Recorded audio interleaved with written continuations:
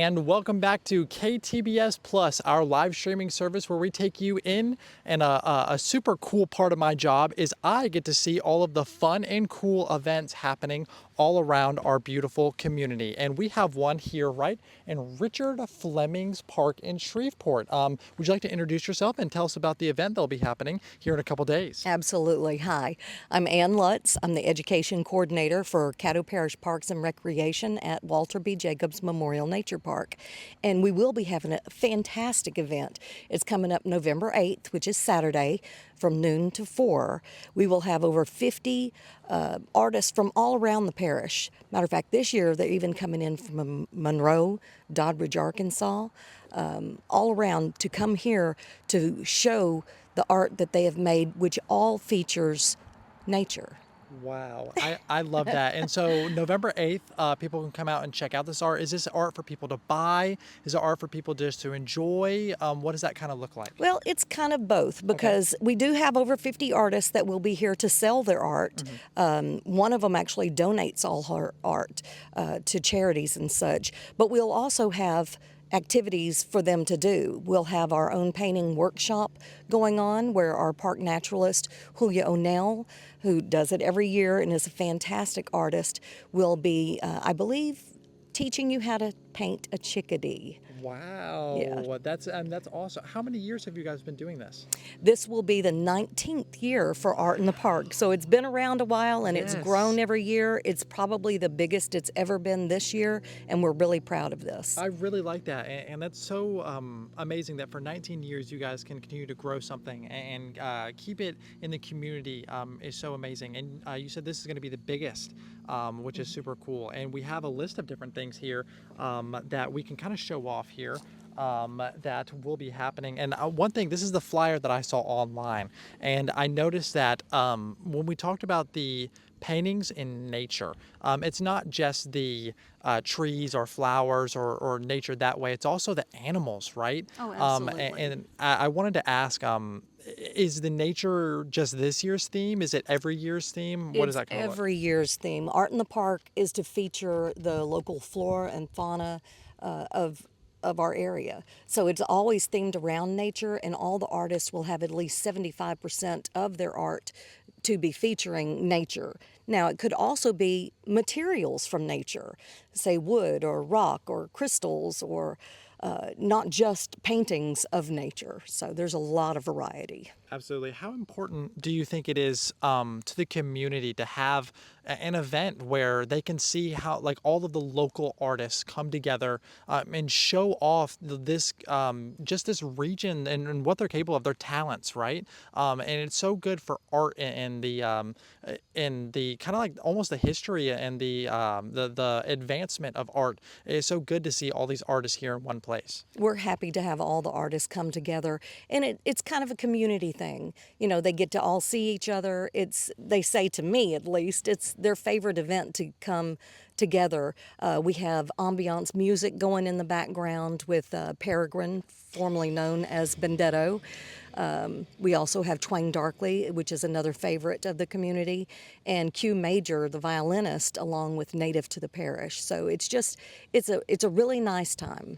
Absolutely. And what would you say would be your favorite part of the entire event? Is it seeing the people coming and enjoying? Is it seeing the artists being able to get out and kind of show off their work? What does that look like? Absolutely. I always end up spending a little bit too much money buying some really cool art. But if you ever come to my house, you will see unique, beautiful pieces of art that no one else is going to have.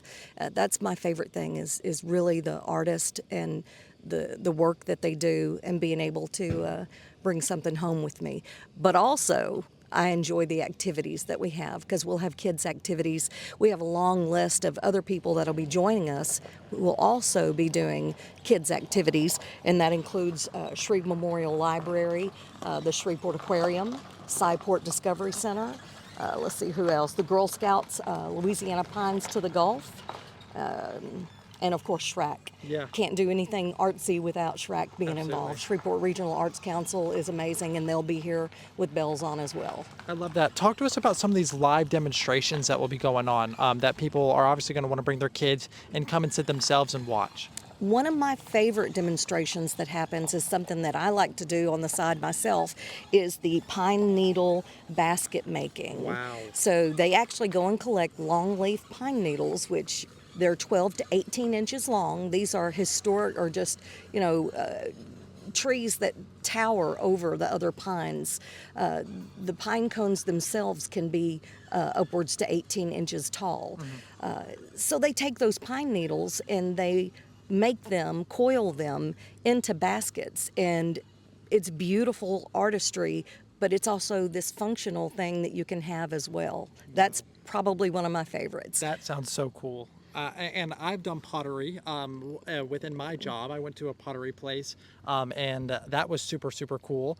Chinese ink arts, that is something I've never heard of before. She is amazing, and she comes to Art in the Park every year, and she learned it as a child, and she will be demonstrating that on the stage. So that is also one of my favorites as well. Yes, needle felting. Is that have to do with blankets of some sort? Not at all. Okay, Not at all. explain And to that's me what that actually is. something I have tried my hand at. You literally take tufts of wool Mm-hmm. from a llama, from a sheep, from whatever you get the wool from, and you use a needle and you start stabbing it. And then through some magic, it turns into an item. I make mushrooms with mine. I make little tiny mushrooms. Yeah. But you can do birds. You can actually do portraits. And it's all made out of colored wool and a little magic needle that you stab over and over again to create your art. Wow, that's so cool, mystical, and isn't it? that is so cool, and I think it is so unique that these are things that people like. You're not going to go to a place and just find, right? These are very niche and unique things and experiences that people can kind of come and just get out of your comfort zone, right? Come in and try some needle felting or Absolutely. or basket weaving, like you said. Like these things are right here for you to do in your community, and it's a good thing to try new things, right? And all of this stuff is new stuff, which is super cool. We have a lot of hands-on activities, like you said, Girl Scouts of Louisiana, volunteer naturalists will here Shreveport Memorial Library. They are so awesome. How about some live music that will be here as well? Well, speaking of live music, and a new community partner that's coming in is La La La Sing. Oh, She okay. is a music teacher that has started a program that she gives the instruments to the children and they impromptu make a band and sing their favorite songs. So Yes. she's going to be here interacting with the kids. But we also have some really cool bands that will be providing the background ambiance music for Art in the Park, and that's Twang Darkly going on the stage at noon to 1:30.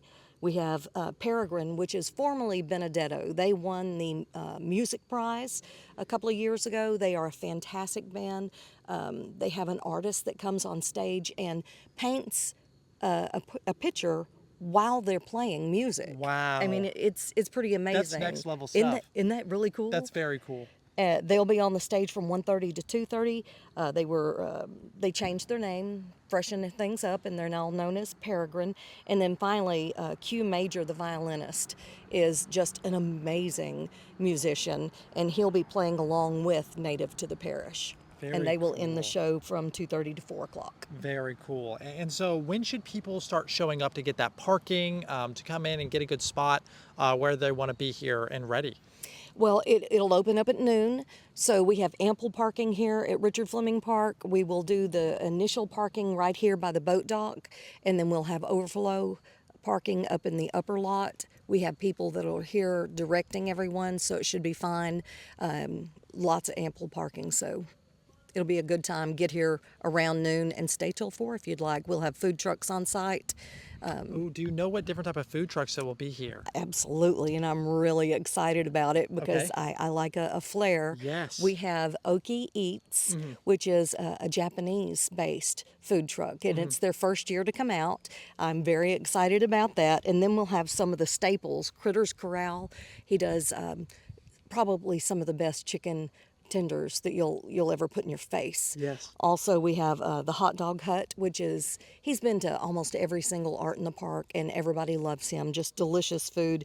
And finally, a snack truck will be the Snowmobile Express. Wow, I love that. And so again, with the array of different just things that you can try here, right? And I think that is such a kind of a key that I'm noticing is that you guys have a lot of different things, whether it's the Japanese food truck that's coming in, and you guys have some of the staples in there, whether you can try some of this really cool different things. It's all of these different just things that you can come out and try and be a part of, which is really, really cool. I love it. When it comes to the planning for this, I know that obviously it takes a year's time, probably. Like you guys have probably started planning for the next one to come. But how do you guys always come up with ideas to make it better than the last? It's really this lets the artist shine. I can't really take any credit for it because it's all about the artist, and you just get out of their way and let them shine in this event. And to make it better is bringing in more community partners, like bringing in the Shreveport Aquarium. They're new for this year, and La La La Sing. You know, every year we try to look for new things, make it bigger, make it better, and just be a part of the nature. That's the magic. I love that. I love that. Now, do you guys have any other events after this coming up anytime soon, maybe in December, that we should be on the lookout for? Absolutely. We have intro to painting classes. You'll have to go on the website to know the exact dates. We have a Christmas event that's coming up at the American Rose Center, which will be our nature ornament workshop. And we're going to make ornaments from nature and maybe something to give back to nature this year as well. And that will be December 20th from 10 to 1, I believe. Wow, there you go. Put it in the calendars. The date and time already. There you go. Yeah, December 20th. And maybe we can get out here and see some of that too whenever the time comes by. Absolutely. One thing I got to know, I see the alligators down here. Alligators are one of my favorite animals. So when I come to this event, I hope I get to see a lot of alligators. That is the art that I'm looking for this weekend. So that's actually a new featured artist, Okay. Tessa Hall. I believe this is her first year to come in, and And she's going to be here with this alligator stuff. absolutely Oh, say less. beautiful, beautiful work. I And love that. another one that's new for this year, very excited, is High Gravity Glassworks will be here as well. We just did a Love story them. with them a couple weeks ago. They're great people, They are and we fantastic. love that. And they always have great and unique ideas that they're always producing too. So one more time before we get out of here, let's give everybody the who, what, the when, and the where to be at, so they know just what time to be here, what they should expect, and everything like that. So where should we be this weekend on November 8th? On November 8th, you need to be at Richard Fleming Park, which is 7919 West Lakeshore. In this beautiful park, we will have over 50 artists. It's from noon to 4, free parking, no entry fee. Everything is free.